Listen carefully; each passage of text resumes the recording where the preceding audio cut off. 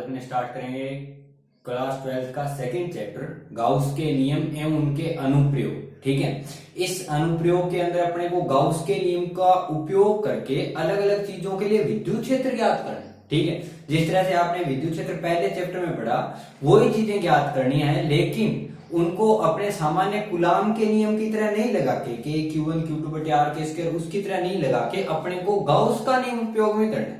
ठीक है, और गाउस का नियम उपयोग लेने से पहले उसके अंदर अपने को बेसिक चीज पता होनी चाहिए, विद्युत फ्लक्स। ठीक है, तो यहाँ पे गाउस के नियम के अनुप्रयोग की अगर बात करें अपने, ठीक है, और गाउस के नियम की बात करें तो यहाँ पे सबसे पहली चीज आती है विद्युत फ्लक्स। ठीक है, जिसे लिखा जाता है फाई से, जिसका सिंबल है फाई। अब यहाँ पे फाई दो लिखेंगे, एक होता है फाई ई और एक होता है फाई बी।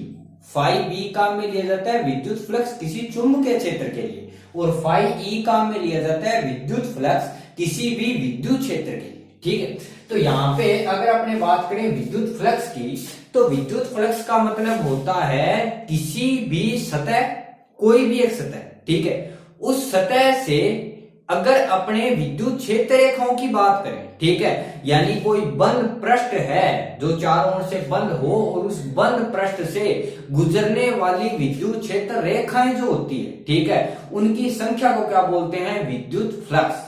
ठीक है, यानी जैसे कोई मान लो कि ये बंद पृष्ठ है, गोला है, वर्ग है, ठीक है, इसके अंदर विद्युत क्षेत्र रेखाएं जो गुजरी है उनकी संख्या कितनी है, 4। तो इसका मतलब इसका फ्लक्स कितना है, 4। ठीक है, तो विद्युत फ्लक्स बताता है किसी भी बंद पृष्ठ से गुजरने वाली विद्युत क्षेत्र रेखाओं की संख्या को, लेकिन वो जो रेखाएं हैं वो उससे गुजरनी चाहिए लंबवत। क्या गुजरनी चाहिए, लंब। ठीक है, तो यहाँ पे अगर अपने बात करें विद्युत फ्लक्स की, तो विद्युत फ्लक्स का सीधा सा मीनिंग है किसी भी बंद पृष्ठ से गुजरने वाली लंबवत विद्युत क्षेत्र रेखाओं की संख्या क्या कहलाती है, विद्युत फ्लक्स कहलाती है। ठीक है, अब ये जो विद्युत फ्लक्स है इसको लिखा जाता है फाई से, और फाई को लिखते हैं ई डॉट ए, यानी विद्युत क्षेत्र और क्षेत्रफल सदिश। ठीक है, क्षेत्रफल कौन सी राशि मानी जाती है, सदिश, न कि अदिश। ठीक है, और इसकी दिशा हमेशा मानी जाती है किसी भी सतह के लंबवत। ठीक है, और हमेशा उस पृष्ठ से बाहर की ओर। ठीक है, जैसे मान लो कि ये अगर अपनी ये पृष्ठ है, कोई वर्ग है, इस वर्ग पर अगर मैं क्षेत्रफल सदिश देखूं, तो क्षेत्रफल सदिश अगर इस परत के लिए देखूं मैं, जैसे ये कोई घन है सामने अपने, तो ये एक परत है उसकी, इस परत के अनुसार देखूं तो इस परत पे, ये जो परत ऐसे है, इस पे विद्युत क्षेत्र की दिशा होनी चाहिए इस परत के लंबवत, यानी ये ऐसे।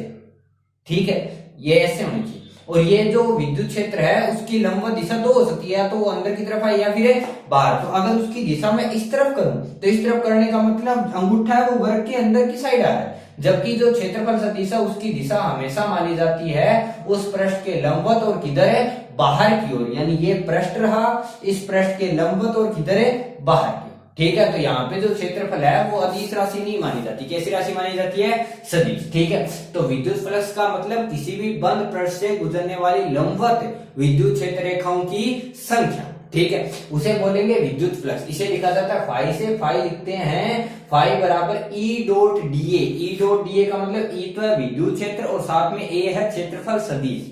ठीक है, उनका कौन सा प्रोडक्ट करना है, डॉट। ठीक है, डॉट का मतलब कैसा गुणनफल, अदिश, और अदिश गुणनफल करने का मतलब है फाई का मान जो प्राप्त होगा वो कैसी राशि प्राप्त होगी, अदिश, यानी उसमें आई कैप, जे कैप, के कैप कुछ भी नहीं।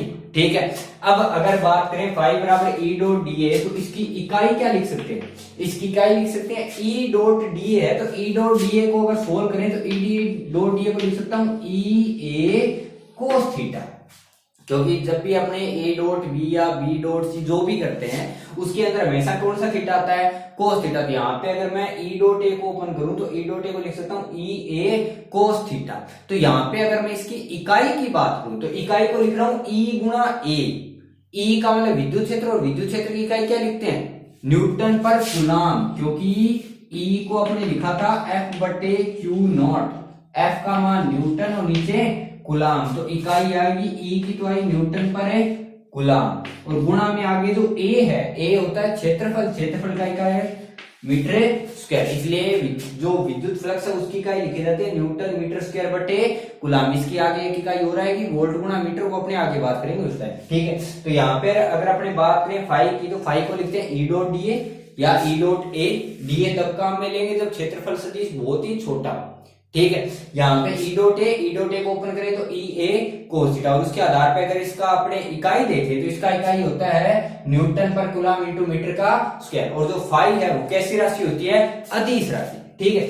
अब यहाँ पे कई बार ऐसा होता है भी अगर अपने जैसे घन है तो घन के अंदर जो ए है, ए की दिशा का निर्धारण करें तो घन के अंदर उसकी 6 दिशाएं हैं।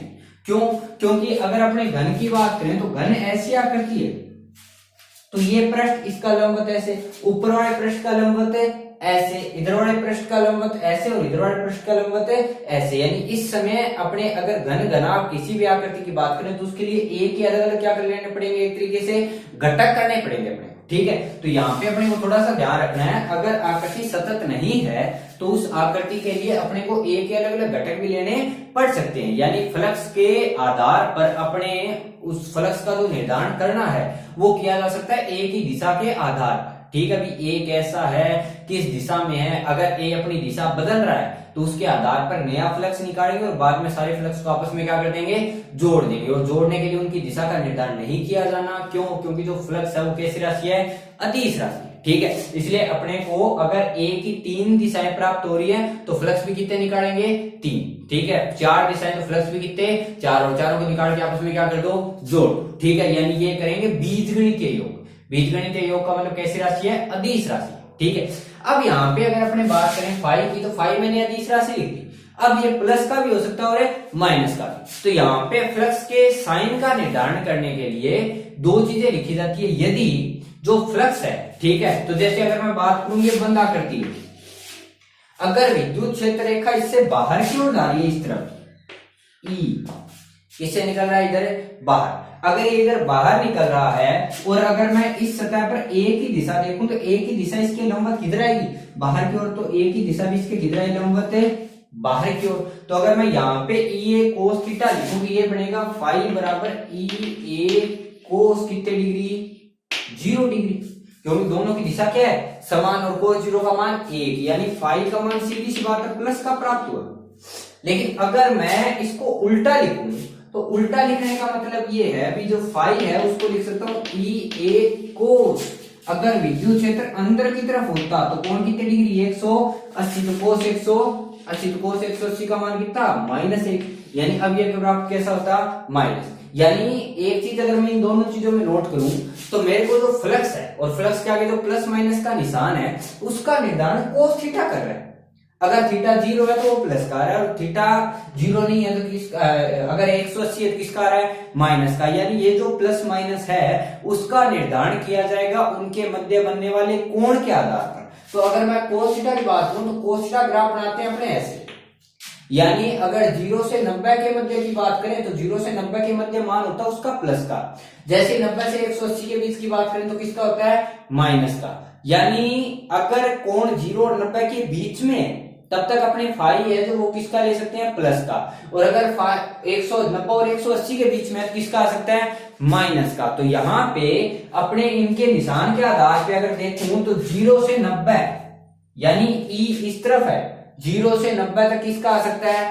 प्लस का, ठीक है। और जैसे मैंने 90 से आगे बढ़ाया तो ये ई की रेखाएं अंदर की तरफ नहीं दिशा हो रही है। इसका मतलब ये है भी अगर विद्युत क्षेत्र की दिशा इस तरफ है, ए की दिशा में बाहर की ओर, तब तो आ रहा है प्लस का। और जैसे जैसे इसकी दिशा अंदर की ओर होती जा रही है वो किसका होता जा रहा है? माइनस का। इसलिए लिखा जाता है यदि विद्युत क्षेत्र रेखाएं उस बंद पृष्ठ से बाहर की ओर निकले, ठीक है। यानी अगर विद्युत क्षेत्र रेखाएं उस बंद पृष्ठ से किधर निकल रही है? बाहर की ओर निकल रही है, तो बाहर की ओर निकलने का मतलब उसका जो फ्लक्स है वह कैसा लिया जाएगा? धनात्मक, ठीक है।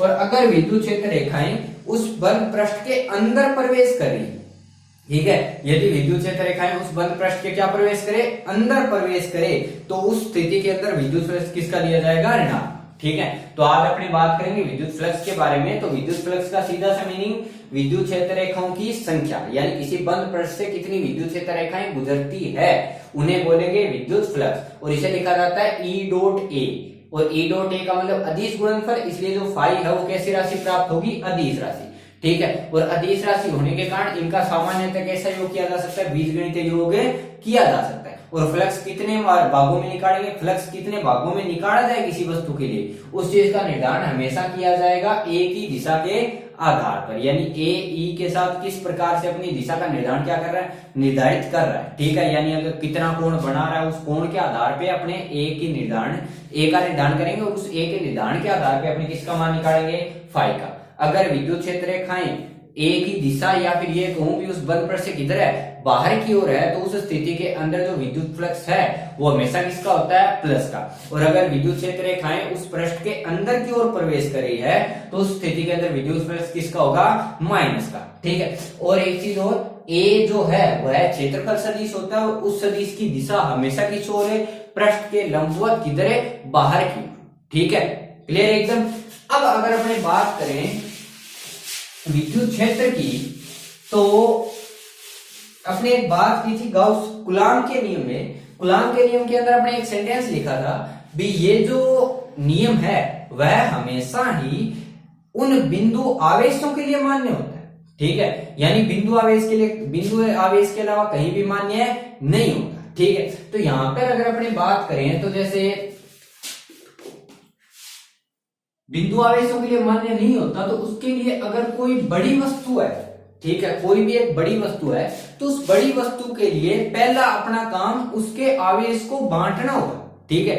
यानी अपने को उसका जो संपूर्ण आवेश है वो एक अगर बिंदु की तरह नहीं है तो उसको अपने बिंदु की तरह क्या करना पड़ेगा, निर्धारित करना पड़ेगा। और बिंदु की तरह निर्धारित करने के लिए अपने उसके छोटे छोटे टुकड़े लेते हैं, ठीक है। जैसे कोई भी अगर फ्लक्स की बात करूं, जैसे कोई कमरा है, ठीक है, उसके अंदर अगर अपने को फ्लक्स या विद्युत क्षेत्र की बात करनी है, तो उसके अंदर अगर विद्युत क्षेत्र निकालना है तो कूलाम का नियम ये बात कहता है जो भी नियम थे वो सब बिंदु आवेशों के लिए मान्य।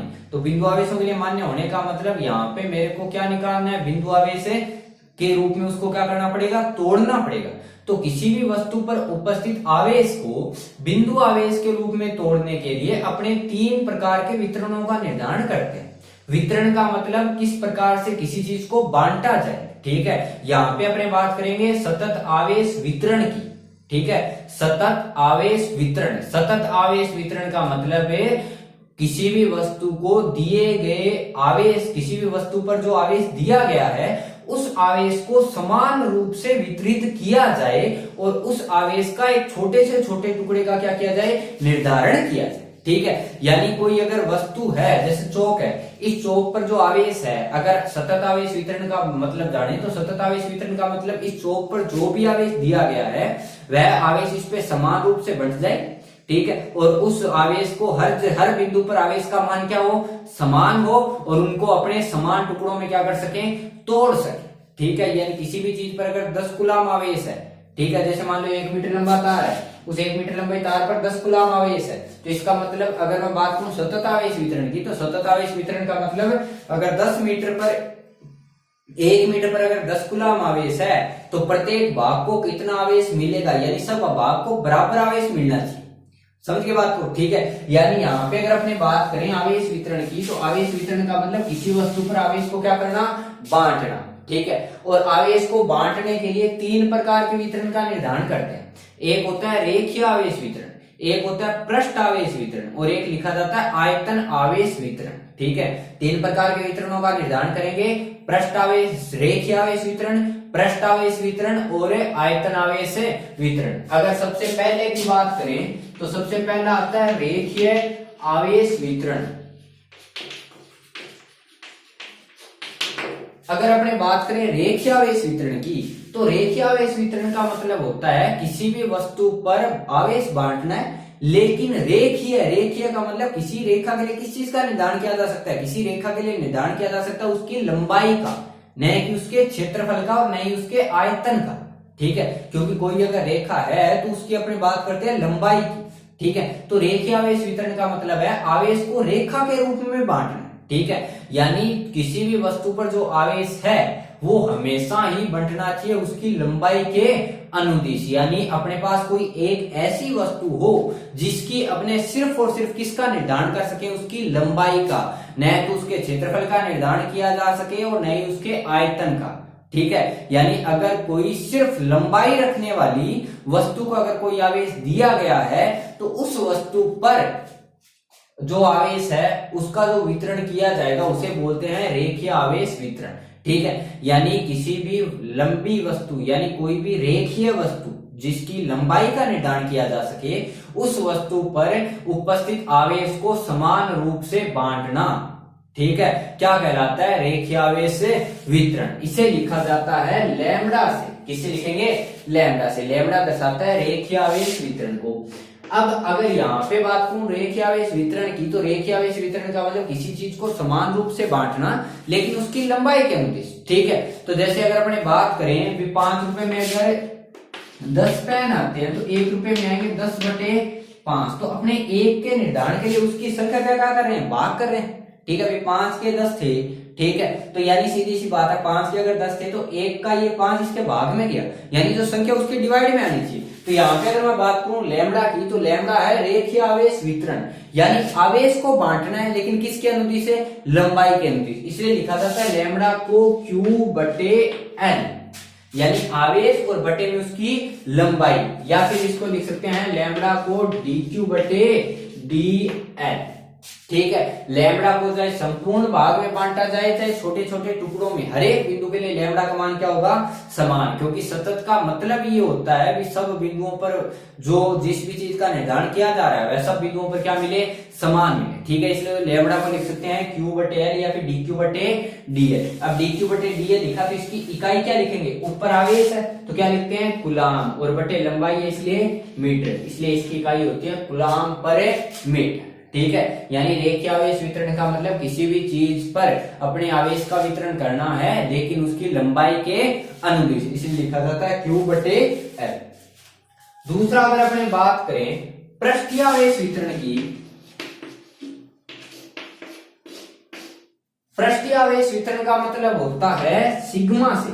यानी यहाँ पे अपने बात करते हैं पृष्ठ आवेश वितरण की, तो पृष्ठीय आवेश वितरण का मतलब है किसी भी वस्तु पर कोई आवेश बांटा जाए लेकिन वह आवेश बांटा जाए हमेशा उसके क्षेत्रफल के अनुदिश।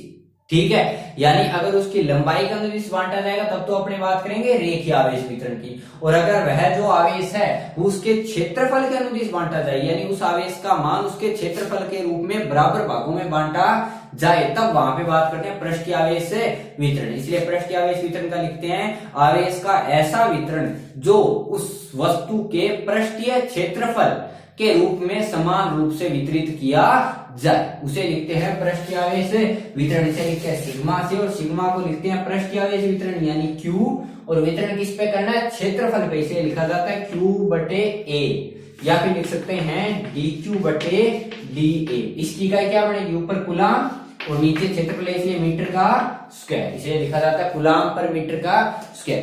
अब अपने को एक चीज ध्यान रखनी है, अगर कहीं पे कोई वस्तु चालक है, कोई वस्तु क्या है, चालक, तो अपने बात की थी अगर वस्तु चालक है तो उसकी एक प्रकृति होती है कि उस पे जो उपस्थित आवेश है वो उसके पृष्ठ पर समान रूप से वितरित होता है। ठीक है, यानी अगर वस्तु चालक है तो कभी भी आवेश उसके अंदर नहीं रुकता, वह आवेश हमेशा ही उससे किधर निकलता है, उसकी सतह की ओर भागता है। ठीक है, तो यहाँ पे अगर मैं बात करें पृष्ठीय आवेश वितरण की, तो कोई भी चालक वस्तु हो जिसका कोई क्षेत्रफल हो, ठीक है, अगर कोई चालक वस्तु है जो खुद का क्या रख रही है, क्षेत्रफल, तो उसके अंदर हमेशा ही कौन सा वितरण होता है, पृष्ठीय आवेश वितरण। यानी किसी भी वस्तु पर उपस्थित आवेश को उसके पृष्ठीय क्षेत्रफल के रूप में समान रूप से वितरित करना होगा।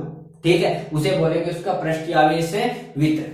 अब अगर अपने बात करें 3 नंबर की, तो 3 नंबर होता है आयतन आवेश वितरण। 3 नंबर का निर्धारण किया जाता है आयतन आवेश वितरण। ठीक है, आयतन आवेश वितरण का मतलब ये होता है किसी भी वस्तु पर दिया गया आवेश उसके आयतन में, किसी भी वस्तु पर दिया गया आवेश उसके आयतन में समान रूप से वितरित होना चाहिए। ठीक है, अगर दिया गया आवेश समान रूप से वितरित हो किसमें, उसके आयतन में, तब उसे बोलते हैं आयतन आवेश वितरण। इसे निर्धारित किया जाता है रो के द्वारा, और रो को लिखा जाता है Q, और बटे में क्या आएगा V आयतन, क्योंकि इसका जो वितरण है वो किसके रूप में किया जा रहा है, आयतन, इसलिए इसको लिख सकते हैं dQ बटे dV। अगर dQ बटे dV लिखे तो इसकी इकाई क्या लिख सकते हैं, Q का कूलाम और आयतन का मीटर की घात थीटा 3। ठीक है, इसलिए अपने 3 प्रकार के वितरण की बात करें। ठीक है, और यहाँ पे अगर आयतन आवेश वितरण की बात करें तो आयतन के रूप में अगर वस्तु चालक है तो चालक के अंदर कभी भी जो आवेश है वो उसके अंदर नहीं रहता, वो हमेशा किस पे जाता है, सतह पर। इसलिए आयतन आवेश वितरण की बात सिर्फ और सिर्फ कुचालक वस्तुओं के लिए की जाएगी, और वो भी ऐसी वस्तु होनी चाहिए जिनके लिए आयतन का निर्धारण किया जा सके, जैसे गोला हो गया, बेलन, घनाभ, घन। ठीक है, उनके लिए आयतन का निर्धारण किया जा सकता है। अगर वो वस्तुएं कैसी है, कुचालक है, तब उनके लिए बात की जाएगी आयतन आवेश वितरण की। इसलिए अपने को यहाँ पे आज अपने बात की विद्युत फ्लक्स की। विद्युत फ्लक्स का मतलब गुजरने वाली विद्युत क्षेत्र रेखाओं की संख्या। उसके बाद अपने बात की आवेश वितरण की। तो आवेश वितरण 3 प्रकार के, रेखीय आवेश वितरण मतलब जो आवेश है वो उसकी रेखा के अनुदिश समान रूप से वितरित किया जाए, यानी उसकी लंबाई में बांटा जाए। ठीक है, 2 नंबर बात की पृष्ठीय क्षेत्रफल की, पृष्ठीय आवेश वितरण की। इसका मतलब जो आवेश है वो उसके पृष्ठीय क्षेत्रफल के रूप में समान रूप से वितरित होना चाहिए। ये होगा सिर्फ और सिर्फ कौन सी वस्तुओं में, चालक में। ठीक है, और अगर अपनी बात करें आयतन आवेश वितरण की, तो आयतन आवेश वितरण के अंदर जो आवेश है उसका वितरण होना चाहिए उसके आयतन के रूप में, और ये पाया जाता है किसके अंदर, सिर्फ कुचालक वस्तुओं के